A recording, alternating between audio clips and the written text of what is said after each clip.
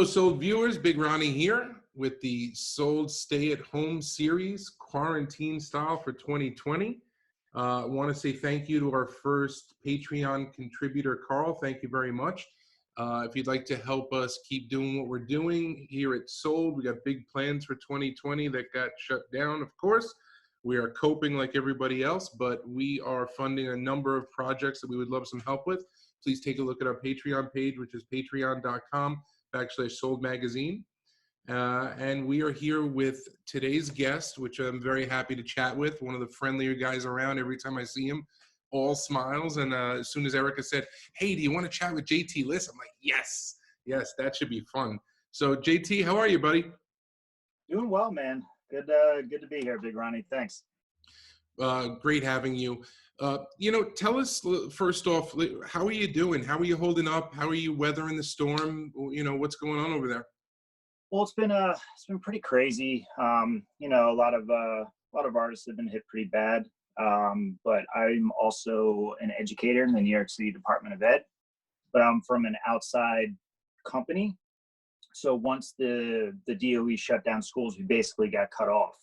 So I've had to, for the past, say, 3 weeks, really hustle and get back into the schools and show them that my arts education program is really beneficial to the students, which has luckily been going pretty well so far. So I've kind of weathered that storm a little bit financially, just enjoying spending time with the family that I didn't, really have much time to do. Just trying to adjust and adapt as much as possible. How many kids do you have at home? I have one 3-year-old, and I'm happy to say I have another one on the way in September. Oh, wow. Will you name that baby Corona or COVID, like some people in the Midwest did? Absolutely not. All right, fine.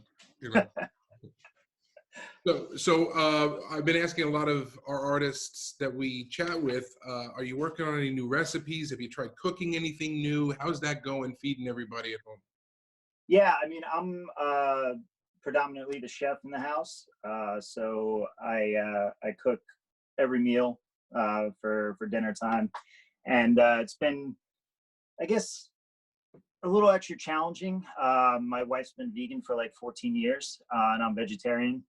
So I naturally make all vegan meals. But with the lack of, healthy food options in the neighborhood that I'm at, we've had to really be creative with the dishes that we make and try and stay away from just having pasta every night, Now, how are you finding it working? Was your home your studio, or did you have somewhere that you went? Yeah, so I work inside of my apartment. We have a couple of different rooms, and I really, I'm a digital artist, so I just need my computer to work.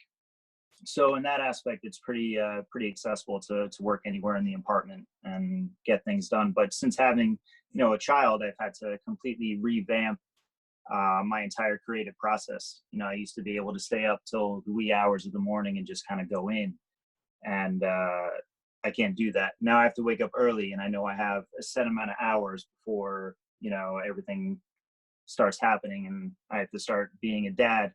So it's been an adjustment. Actually, it took a couple of years to really get into that. But now it's at the point where it's, I know I have a certain amount of hours that I have to really focus on, and just be really just engaged in that aspect of it, and know that when that time's up, that time's up, Now, without scrolling down your feed to find an answer, do you find your family, motivates your work? I mean, obviously you're doing multimedia, half photography, half digital, and some crazy mashups, brother. But thank you. How are you? Where is that? Was your original inspiration? Is that still what's driving you today, or is it shifting because of the family? Well, the family definitely created a shift in perspective. I always tend to create work that involves around my experiences and what I may be going through, as well as some, social issues that are happening around us. But yeah, family definitely changed the way I look at things and how I see the world around me. So it's definitely been, if you see some of the work there are some pieces that are really dedicated towards my daughter and my wife and focus heavily on the feminine and, all those feminine, masculine energy balance that we have. And yeah, it's definitely, absolutely. Now, let's go back. Let's tell the origin story. When were you bitten by the radioactive spider? When did it all start for you and say that this is my life now and this is what I need to do? It's been a crazy ride. Like originally I was an athlete. Growing up, I played soccer. I went to college to play. I was very competitive, and when that was all over, I wasn't sure exactly what it is that I was doing. I always had this kind of creative energy within inside me, but I never pursued it. And it wasn't until I moved to New York City about 12 years ago that I started getting into photography. I was just walking around, listening to music. I live in East Harlem, so I've been, just walking around Harlem, going up to the Bronx where I was teaching. And I started seeing things in frames. So I wanted to capture those moments. I didn't have a camera, so I ran home, not ran, but took a bus home to Jersey, grabbed my mom's point and shoot, gave her a quick hug, and just kind of got out of there. And just took pictures of everything that I could anything that was kind of catching my eye in the moment. And so it started off with just kind of candid moments, that street photography where you're just capturing moments as they're occurring. And then I wanted to, find a way to differentiate myself from that large pool of photographers, especially now in the digital age. Not too many people focus on, the basics, the ISO, the f-stop, the shutter speed, to really get a picture and understand how a picture is created. You have that instant gratification when you take that picture. You can see whether or not it's good, and then you could just delete it and take another one. So within that large pool, I wanted to find out how I could be different. And so I found a program called Pixler, which is a free online program that's similar to Photoshop. And this was about 10 years ago. I remember exactly where I was. I was at a cafe in the Upper East Side. I was super broke because I just quit my teaching job to just try to pursue this art. And I was just working as like a caterer and doing like these jobs that I wasn't happy about. I was getting evicted from my apartment. Like there was all these like negative things happening around me. And the only thing I knew I had control over was my ability to create and to explore and to grow. And so I was at this cafe and I learned how to layer two images together for the first time. And that was it. I knew exactly what I wanted to do with the rest of my life. And it started with just layering, different images. I, of course, took it to the extreme, and I would layer 30, 40, 50 different photos that I'd taken to where it would look just like this complete hot mess of images. And it didn't really make sense. But that was just part of the exploration that I was going through. And then, I mastered this program and was able to manipulate photos now and layer, but also change them in a way that, allowed me to tell a story. And then I got into Photoshop, and now I do a combination of Pixler and Photoshop with my images to create what you see now. And the cool thing is, especially in the past couple of years, I've been able to really catch the eye of, some individuals. I just created an album cover for Derek Hodge, who is a Grammy-winning jazz musician. I did some stuff with Layla Hathaway, who is like world famous R&B singer. And, that is, the goal, the reward of all the work and all of the practice I put in over 10 years, mastering these programs and really learning and developing my own style as an artist. So it's been quite the journey, man.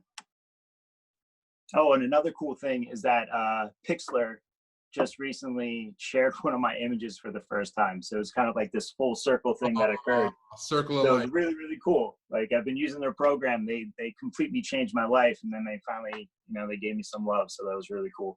Well, let's make sure we have their hashtags right, Erica. When we post this, we'll see if we can loop them in as well. But So are you working on anything new while in lockdown? Or are we working trying to finish old projects that have been rattling around in the brain?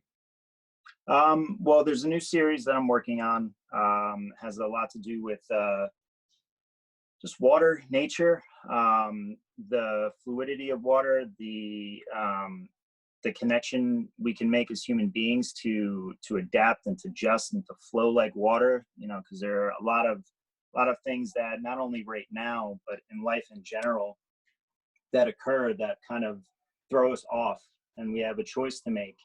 You know, are we going to be stagnant? Are we going to dwell on it? Or are we going to try and adapt and adjust and survive? And that's what this new series is about. It's a lot of, you know, still focusing on portraits, but using manipulation of portraits and incorporating the water element and the wave element to tell that story. Pretty cool. Now, what is, I'm going to bounce back and forth a little bit, but what's one food you miss from outside? Where could you go right now and get some? Oh man, I would go to Candle Cafe West. I would sit at the end of the bar. I would get one of their Bloody Marys and just get whatever the fuck I wanted on that menu. That I'm craving that big time. And that's the one. Yeah, I have dreams about it. Are you keeping in touch with your friends and relatives and stuff like that with video? Are you teaching people how to do video calls? Oh, it's been hilarious with the family. Yeah, we had a Skype call, or we're working on a Skype call, or a Zoom call, and then everyone gets on and everyone's talking over each other. No one knows how to actually work it, so I just pretty much got off because I couldn't take it. Now I just focus on individual phone calls. I talked to our boy Jeff yesterday. He's doing well, as you know. And yeah, just it's a good opportunity to really connect with people who I haven't spoken to in a little bit. And it's always nice to see a face. Now, for our viewers who don't know, JT Liss has been around for a long time and sold years. Now, you are buddies with JPO and BD and them, and were around when the magazine was formed. Yeah, I was at the launch. One of the first stories you guys covered was one of the shows I had, the Styles and Storyteller show, with Matalicia, and we had M. Dot and Jeff. That was a great show. You guys covered it, and I was very grateful for that. Yeah, I've known JPO for years, you know, since before Sold, and he was talking to me about it when it was like in its genesis, and to see how it's evolved and how you guys have taken this platform and done the podcasts and, you know, these in-home interviews right now, I think is really great, man. So I'm proud of you guys for doing what you're doing and how you're keeping it going. Thank you very much. It's important for us always at Sold just to get the message out there and tell the fans what their favorite artists are doing. So in a situation like this, it's not like you're sitting on your hands at home. You're creating. You have to create. This is what you do.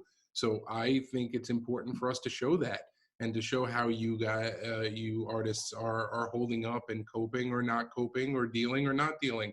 You know, we're all going through it. It's not like the fans are going through anything different than you are. It's the same thing right now. Yeah, it's really true. On multiple levels, we are, you know, we're all going through this together. You know, there have been moments where I haven't felt like creating. You know, I've been down, I've been upset, you know, and then I've been able to get myself gradually out of that to where I, you know, am creating. And it's great to see that other artists are, you know, at varying levels of that, whether they feel like shit right now, they don't feel like doing anything, and that's okay. But also on the flip side, those who are, you know, still hustling, still doing their thing, and it's a motivating factor for sure.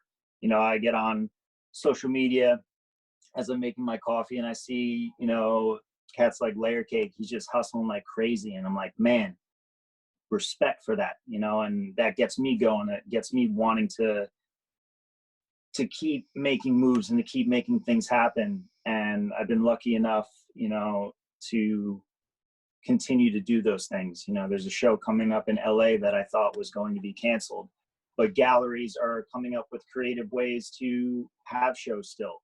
And so that show in LA at Band Devices is still going. And I'm really, really grateful for that. And I'm grateful for people being able to innovate and find different ways and to adjust and adapt, like I was talking about, because that's the only way we're going to get through this professionally, creatively, any way imaginable. What actor would play you in the movie of your life? Oh, shit, man. I've gotten people, it's weird. People have come up to me and said, like, especially when I grow my beard a little bit, they say I look like Hugh Jackman. So maybe Hugh Jackman, but I don't know. I would prefer to have a Daniel Day-Lewis. I like the method actors. I would want them to get, inside of that character that is me and really play it. But yeah, I don't know, any of those method guys. I see a young Kevin Spacey, unfortunately. Oh, that sucks. I love Kevin Spacey, but he had to go and fuck things up. Sure did. Thanks. Now I have that visual in my head that I look like. You're welcome. What do you listen to while you're working? What's your genres? I have multiple. Music is a huge part of how I create and what ultimately the end result is. It can range from, 90s hip hop with Nas. He's my favorite hip hop artist. Can go to then Radiohead. Then I can feel like a little floaty and I'm listening to like Sigur Rós or jazz or putting Shine On You Crazy Diamond on repeat for about 6 hours and just kind of zoning out. It's cool because with my kid too, she loves music and she loves dancing. So every morning when she wakes up, I ask her what she wants to listen to. And I just can't wait to hear what she says, because some days she says, Daddy, I want to listen to Pink Floyd Bed Song from like Momentary Lapse of Reason. Or she's like, Daddy, I want to listen to Duran Duran, or I want to listen to Interpol. She likes Interpol. Nice. So it's really cool how music, it being such an important part of my life, but also how I'm able to transfer that love. My wife and I are able to transfer that love of music to her as well. I've never met someone who said, I don't really listen to music. I'm not a fan. Music is the soundtrack of everything that we do. Every memorable point in your life, you remember what you were listening to. You remember what was on the radio. You got the worst news of your life. You remember the first song you heard after that. It's just music sticks with you psychologically. And I think it's one of those easily overlooked areas where art is not really taken as seriously as it should be. This is one of, look back on your life and take all the music away. And that's what defunding art in the schools today is essentially pushing us towards. Yeah, it's really crazy, especially when you're talking about defunding art programming in schools. I can speak of personal experience. I've had students email me or get in touch with me somehow on social media and be like, yo, Mr. JT, I don't know if you remember me, but about 6 or 7 years ago, you showed me something with a camera, or you showed me something on that program that I was using, and now I'm going to school for graphic design. It's just unbelievable how certain aspects of school are deemed more important than others. I don't have the ultimate answer to it other than more funding and paying teachers more, which I feel they should be paid the same amount as doctors and lawyers. But also, just having that ability for a kid to learn so many different things and then make the choice of what they feel is their passion.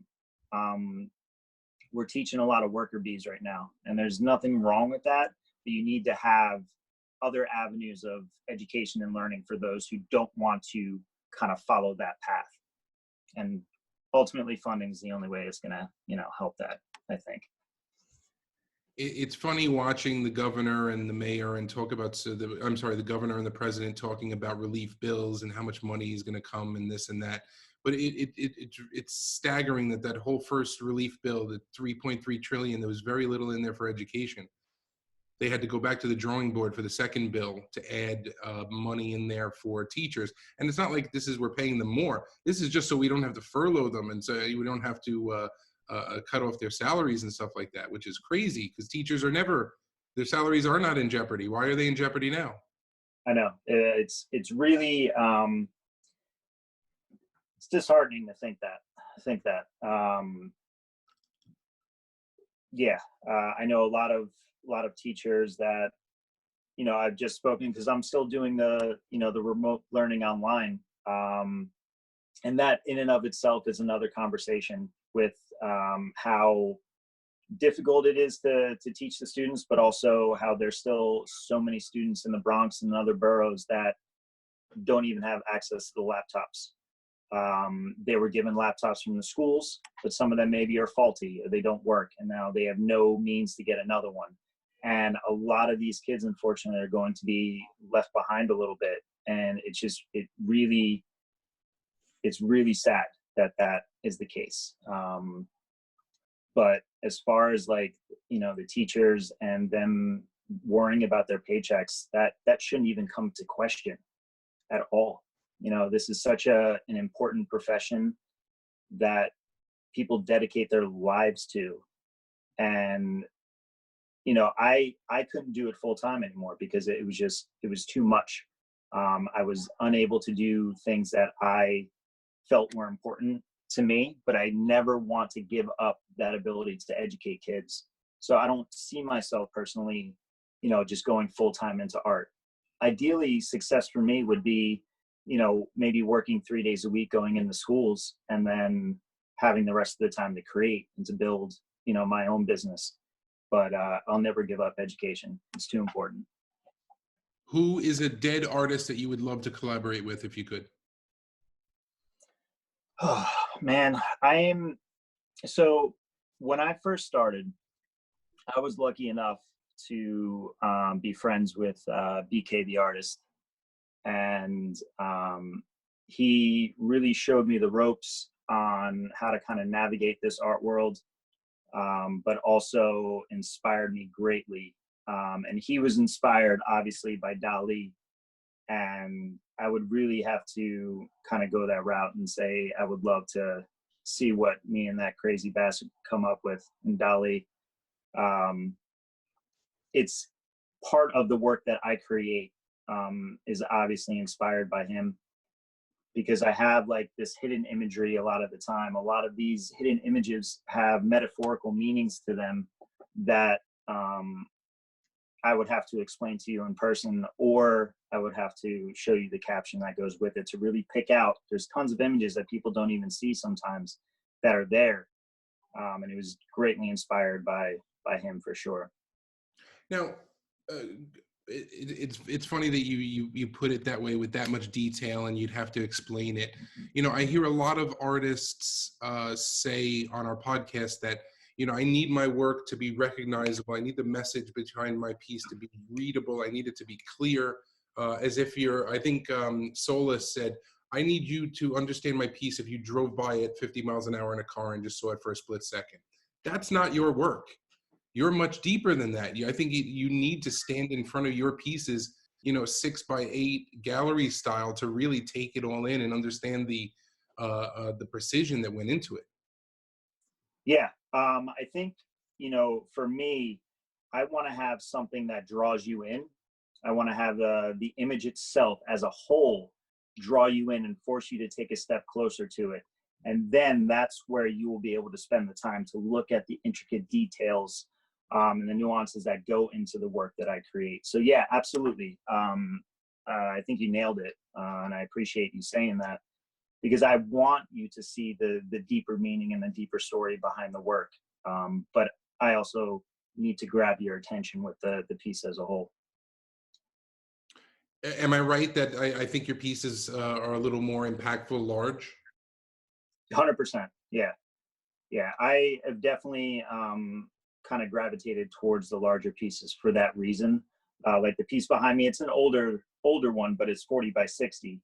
And that tends to be the general size that I go with. If it's square, usually like a 40 by 40, slightly larger. But the great thing about my situation is that I deal with canvas prints. So if you can't afford a 40 by 40, there are limited edition sizes that are smaller that are more affordable. I want my art to be accessible to a lot of people. So having those limited edition size options has kind of worked the best for me so far. What advice would you give to younger graphic artists or younger artists that are embracing technology and really getting into it for the first time?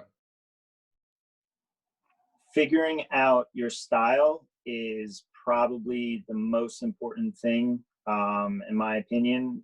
When you're dealing with technology, it's very easy to just, especially if you're teaching yourself, to look up YouTube tutorials and just follow the steps and create something exactly the way someone else created it.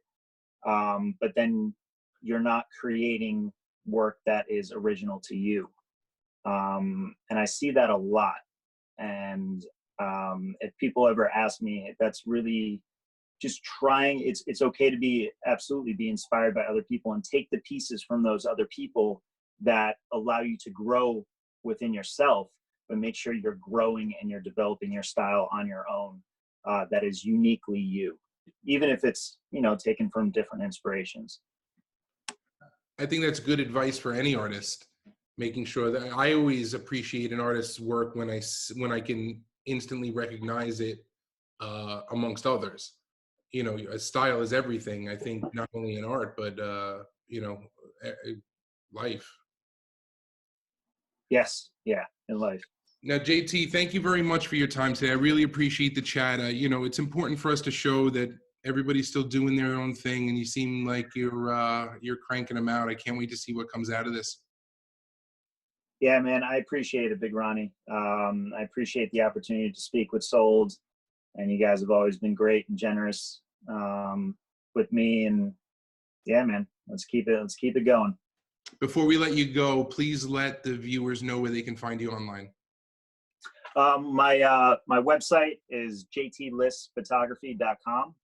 And my Instagram handle is at JT Liss Photo Art, and that's my Twitter as well. Facebook is just JT Liss. Thank you very much. So viewers, we are sold out with JT Liss, and we will see you next time.